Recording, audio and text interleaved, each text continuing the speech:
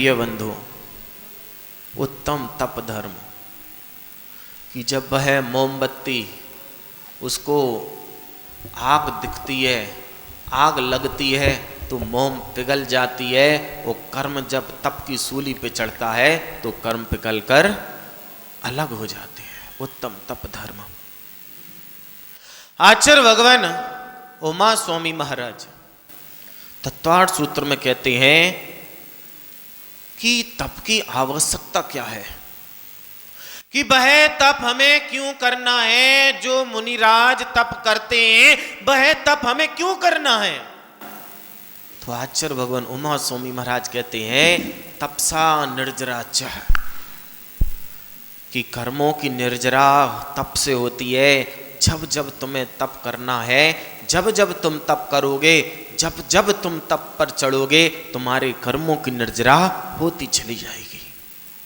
अब निर्जरा का मतलब ये मत समझना विनोद भाई, इसको मत समझना कि हमें जब तक हम पिछी हाथ में नहीं आ जाए हम तप नहीं कर सकते। उन आचार्य पद्मनंदी स्वामी की वह गाथा याद करो। श्रावकों के 60 कर्तव्य में एक तप भी आता है, और वह तप आपसे ये कह रहा है कि यदि आप ग्रस्त हो, यदि यानी आप श्रावक हो, तो आप श्रावक में रहते रहते, ग्रस्त में रहते रहते भी आप तप कर सकते हो। कैसे?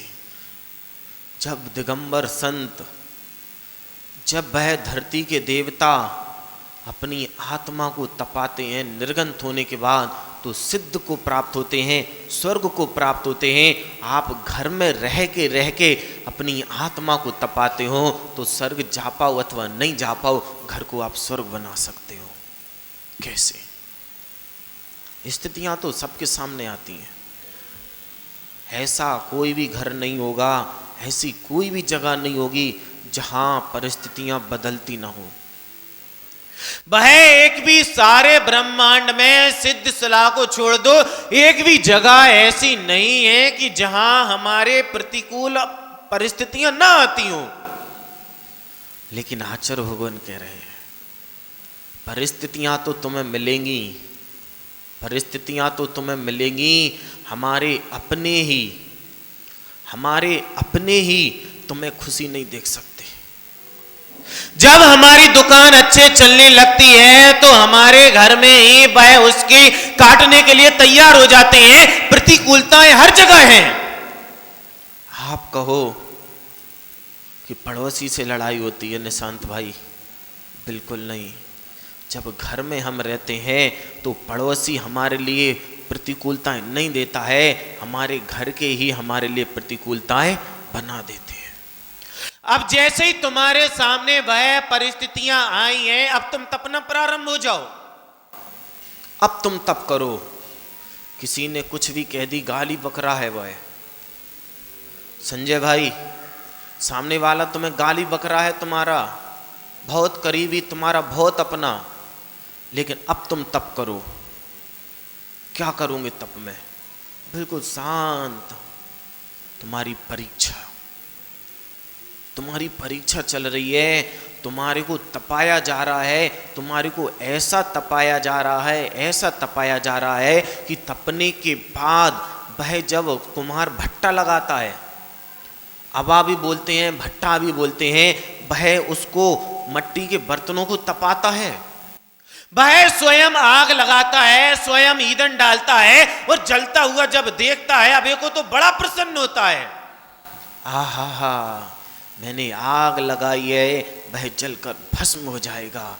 लेकिन वह बर्तन भी कहता है तुम मेरे को जितना तपाओगे उतनी कीमत मेरी बढ़ती चली जाएगी। वह सोना कहता है तुम मेरे को और तपाओ, तुम जितना मेरे को तुम तपाते चले जाओगे मेरी कीमत उतनी बढ़ती चली जाएगी। लोग मेरी ओर और आकर्षित होते चले जाएंगे, मेरे में गुण और बढ़ते चले जाएंगे। तपस्या क्या है? अब हम आपसे मुनियों के तप की बात करें तो आप कहो महाराज जी हमें क्या मतलब है ना मोहन जी, आपसे अगर हम साधुओं की बात करें तो आप कहोगे क्या मतलब, लेकिन आप ये सोचो आज उत्तम तप के दिन हम अपने घर में रहकर कैसे घर को स्वर्ग बना सकते और कैसे अपनी आत्मा को तपा तपा कर हम कुंदन बना सकते हैं। घर में भी रहकर आप बहुत कुछ कर सकते हो, लेकिन आपको कुछ करना पड़ेगा। हमारे सामने स्थितियां ऐसी आती हैं, आज अगर किसी से भी पूछ लो क्यों भैया कैसे हो, हाँ जी बहुत अच्छे हैं, हमसे अच्छा कोई हो ही नहीं सकता। तुम्हारे घर वाले कैसे हैं निशांत भाई, बोले महाराज जी अगर दीपक लेके भी दिन के उजाले में घूमे ना तब भी हम उन जैसे लोग नहीं मिल सकते। जब थोड़ा उनसे परिचित हो जाओ फिर उनसे पूछो भैया अब बताओ। अब महाराज जी क्या बताएं हम आपको, सबसे ज़्यादा अगर परेशानी हमें कोई को है दुनिया में तो सुधीर भाई हम ही को है। जिस घर में हम रह रहे हैं हमारे सामने हमारे कर्म हमारे को निखारने के लिए अथवा हमें बिखराने के लिए अनुकूल परिस्थितियों को छोड़कर प्रतिकूल परिस्थितियां निर्मित करते हैं। अनुकूलताएं प्रतिकूलताएं, हम में कितनी शक्ति है, हम कितने ज्ञानवान हैं, हमारा क्या अस्तित्व है, हमारा क्या वजूद है, आप उन परिस्थितियों में देख लो। जिन परिस्थितियों में लोग मरने की कोशिश करते हैं, लोग उन परिस्थितियों में जीने की कसमें खाते हैं। जिन परिस्थितियों में आकर हम टूट जाते हैं बिखर जाते हैं, वो वही परिस्थितियां यदि हम अपने दिमाग से चलते हैं अपने आप को निखराने के लिए चलते हैं तो वही परिस्थितियां हमारे को इतना निखार देती हैं कि वह सिद्ध सलाह भी उनका इंतजार करती है कि तुम अपने अंदर शक्ति को जागृत करो। हम दोनों हाथों से तुम्हारा स्वागत करने के लिए बिल्कुल तैयार खड़े हैं, हम दोनों हाथों से तुम्हारा अभिवादन करना चाहते हैं, तुम्हारा हम स्वागत करना चाहते हैं। वह परिस्थितियां याद करो उन पांडवों को, जब उनके तन पर वह लोहे के गरम गरम आभूषण पहना दिए गए, लेकिन जैसे ही उन्होंने पहने वह समझ गए। विनोद जी जैसे ही वह गरम गरम आभूषण उन्हें पहनाए गए, उन्होंने अपने ज्ञान का प्रयोग किया कि मेरे को बिखरना नहीं है, अब समय आ गया है निखरने का।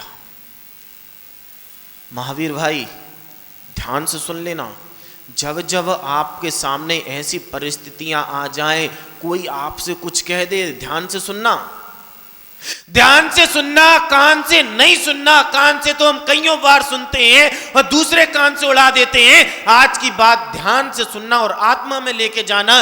जब हमसे कोई कुछ भी कह दे, अब सोचो उसकी बातों में आकर अगर हमने बिखर गए हम, तो तुमने अपने अस्तित्व को मिट्टी में मिला दिया। और जैसे ही तुमने किसी की कोई बातों को सुना, तुमने उसमें निखार लाया, तुमने मिट्टी से उठकर आसमान पे घट चढ़ा दिया उस समता से कि कैसे हम अपने आप को निखार सकते हैं। भाई पांडव सोच रहे हैं, जैसे लोगों को लगता है उन्हें एहसास नहीं हुआ, कमल जी ऐसा नहीं है। जब हम किसी से कुछ कहते हैं तो हम ये नहीं सोचते हैं कि हमने जो प्रतिक्रिया व्यक्त की है वह कहाँ तक गई। किसी दार्शनिक ने कहा है कि उस समुद्र में पत्थर फेंकते हो, फेंकना बहुत आसान हो है, लेकिन ये भी सोच लिया करो कि जो पत्थर हमने फेंका है वह कितनी गहराई तक गया। हम किसी से कुछ भी कह देते हैं, किसी के सामने कुछ भी बोल देते हैं, लेकिन बोलने से पहले यह जरूर सोच लेना चाहिए जो सामने वाले को हमने पत्थर मारा है, जो सामने वाले से हमने कुछ कहा है, वह उसके हृदय में कितनी गहराई तक गया है। हम तो कह के फ्री हो गए, हम तो बोल के फ्री हो गए, लेकिन अब ये सोचो कि हमने जो कहा है उसको कितना कष्ट हुआ होगा। जो दर्द हमने सामने वाले को दिया है जय कुमार जी, उसने उस व्यक्ति को कितना दर्द दिया होगा। ये सोच कर देखो, वह व्यक्ति सामने वाला तो महान तपस्वी है, महान तपस्वी है। अपनी अनुकूलताओं को भी अनुकूलता समझता है और प्रतिकूलताओं को भी अनुकूलता में परिवर्तन करना जानता है। हमारे अंदर ज्ञान क्या करता है महावीर भाई? किसी ने तुमसे कुछ कहा, किसी ने कुछ कहा, हम बुरी बातों को तो ग्रहण कर लेते, बुरी बातों को तो हम ग्रहण कर लेते, लेकिन आपकी कीमत तब है जब अच्छी परिस्थितियों में रहकर बुराइयों को भी अच्छी तरह अनुकूल ग्रहण कर लो। पांडवों को गरम गरम आभूषण, कि जैसे ही आभूषण पहनाते गए, भाई पांडव सोच रहे, भाई पांडव सोच रहे हैं, अहो वह मेरा परम मित्र, वह मेरा परम मित्र है जो मेरे को निखार रहा है, मेरे तन में आग लगा रहा है, इसलिए कि मेरा शरीर जल जाए, सिर्फ आत्मा ही और आत्मा बचे। वह मेरा शत्रु कैसे हो सकता है?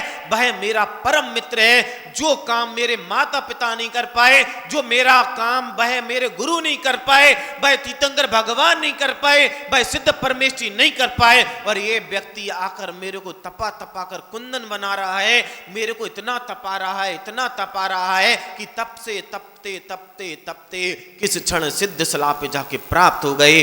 अहो वह मेरा शत्रु कहाँ हुआ, वह तो मेरा परम मित्र है। तप है क्या?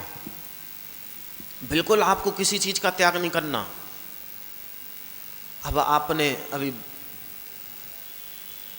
उपवास कर लिए, व्रत कर लिए, लेकिन उपवास की कीमत आपकी बिल्कुल नहीं है, व्रतों की कीमत आपकी बिल्कुल भी नहीं है।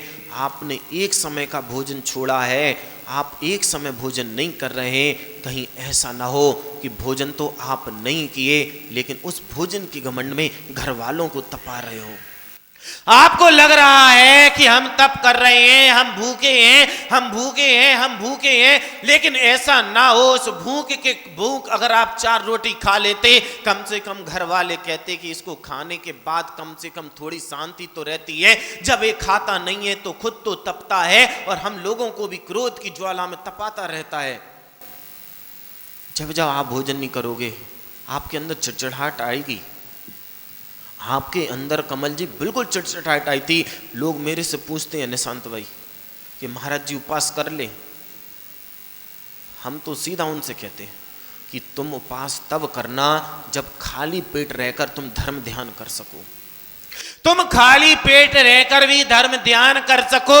अगर तुम धर्म ध्यान करने की तुम में शक्ति है, तब तो तुम तप करो, तब तो तुम उपवास करो। कहीं ऐसा ना हो कि तुमने खाना तो नहीं खाया है, अब लोगों का तुम घर में बैठ के उनका दिमाग खाओ, चिड़ चिड़ चिड़ चिड़। अब परसों नरसों एक व्यक्ति आ गया, बोले महाराज जी मम्मी को समझाओ। हमने कही मम्मी को समझाए? हो भाई ज्ञानी, जिस माँ ने तेरे को जन्म दिया, आज तू इतना लायक हो गया कि जिस माँ ने तेरे को जन्म दिया, समझ ले भैया, समझ ले, जिस माँ ने तेरे को जन्म दिया उसी को समझाने लायक हो गए तुम। ओहो, उस माँ को तो उस समय नालायक हो जाना चाहिए थी जब वह तेरे को अपने 9 महीने अपने उदर में रखी रही। उस समय उस माँ को नालायक हो जाना चाहिए थी कि उसको गर्भपात करा लेना चाहिए था कि कम से कम आज का वह दिन तो नहीं आता कि तुम्हारी 2 बातें सुनने का मौका मिलता। आज नालायक बनने से अच्छा था कि उस समय नालायक बन जाती, उस समय वह लायक बनी, और आज तुम्हारे को इतना लायक बना दिया, इतना लायक बना दिया कि तुम्हारे मुंह में वह जबान आ गई कि तुम उसको नालायक कहने लगे। मैंने पूछा भैया क्या हुआ? अब बोले उपवास है, अब ये कर दो, वो कर दो, ये कर दो, वो कर दो। अरे भैया तुम आज सक्षम हो गए, तुम्हारी जबान खुल गई। जब तुम्हारी जबान नहीं खुली थी तुम इशारे करते थे, माँ तुम्हारे इशारों को समझ लिया करती थी। याद करो उन दिनों को। अभी नाटक देख रहा था, तो ये तो नाटक क्षण स्थायी, मेरा बस चले ना तो इसको 365 दिन में से 365 दिन के लिए बुक कर ले विनोद जी, कि रोज तुम मेरे को नाटक दिखाओ, हम देख तो सके कि दुनिया में भी कैसे कैसे नाटक होते हैं। कि लोग अपनी माँ को माँ कहते हैं, दूसरे की माँ को माँ नहीं समझते हैं। लोग अपने को अपना समझते हैं, अपने दुखों को दुख समझते हैं और दूसरों के दुखों को दुख नहीं समझते हैं। कितनी बड़ी विडंबना है संसार में। धर्मात्मा कहलाते हैं, धर्मात्मा कहलाते हैं। और ये उत्तम तप का दिन कहता है कि अपनी आत्मा को तपाओ, कहीं ऐसा ना हो कि तुम लोगों को तपा रहे हो। कहीं ऐसा ना हो कि लोगों को कष्ट दे देकर तुम उनको तपा रहे हो। लेकिन जबकि आचार्य भगवान आज के दिन कहते हैं तपाना है तो अपनी आत्मा को तपाओ, लोगों को मत तपाओ। कष्ट में तपना, कष्ट के दिनों में तपना बिल्कुल भी तप नहीं है। दुखों में को आना बिल्कुल कष्ट नहीं है। आप सोचो दुख आ गए हम तप कर रहे हैं, बिल्कुल नहीं। किसी को दुख दे रहे हो वह भी तप नहीं है। आचार्यों तो कहते हैं कि जब तुम्हारे दिन बुरे आ जाएं उसमें भी तुम हंसते हंसते रहो, सच्ची तपस्या है तुम्हारी। सबसे बड़ा तप ये है कि हमारे सामने कोई भी परिस्थिति आ जाए, ललित जी, कोई भी परिस्थिति हमारे सामने आ जाए, जैसा तुम रसगुल्ला खाते समय तुम्हारा चेहरा होता है, वैसे ही लोगों की जब तुम चार बातें सुन रहे हो तब भी तुम्हारा चेहरा बने रहे, तो समझ लो तुम्हारी आत्मा में उत्तम तप आके बैठ गया है। हंसी में तो सब हंस लेते,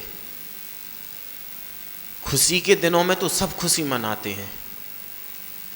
भाई पांडव भी जब राज मिल रहा था तो बड़े प्रसन्न थे कि महाभारत के 18 दिन युद्ध चला, उसके बाद हमें राज मिल रहा। लेकिन उसको तप नहीं कहेंगे। जब आपको कोई चीज़ मिल रही है अशोक भाई, राजेंद्र भाई, जब तुम्हें कोई वस्तु मिल रही है, जब तुम्हें सरकार 1 तारीख को एक बड़ा चेक पकड़ा देती है कि लो आराम से मौज करो, उस समय तो सब मौज कर लेते। लेकिन उत्तम तप कह रहा है कि जब तुम्हारे से वह चेक छीन लिया जाए उस समय भी तुम प्रसन्न रहो। आहा, मेरे से तुम मेरी खुशियां छीन सकते हो, मेरे आत्मा के गुणों को छीनने की किसी में भी सामर्थ्य नहीं है। जब तुम्हें चेक दिया जा रहा था, जब तुम्हें वस्तु उपलब्ध कराई जा रही थी, तो तुम्हारे से तप को छीना जा रहा था, और जब तुमसे तप वह चेक छीना जा रहा था तो तुम्हें तप में उतारा जा रहा था। सोच कर देखो कैसे कैसे हो रहा था। जब तुम्हें मिल रहा था तो तुम भोगों में लग रहे थे, और जब तुमसे वह पैसा छीना जा रहा था, वस्तु छीनी जा रही थी, तो तुम योग में लग रहे थे। अब तुम अपने खुद सोच कर देखो कि भोग में लग रहे थे कि योग में लग रहे थे, कौन किस समय कब लग रहा था।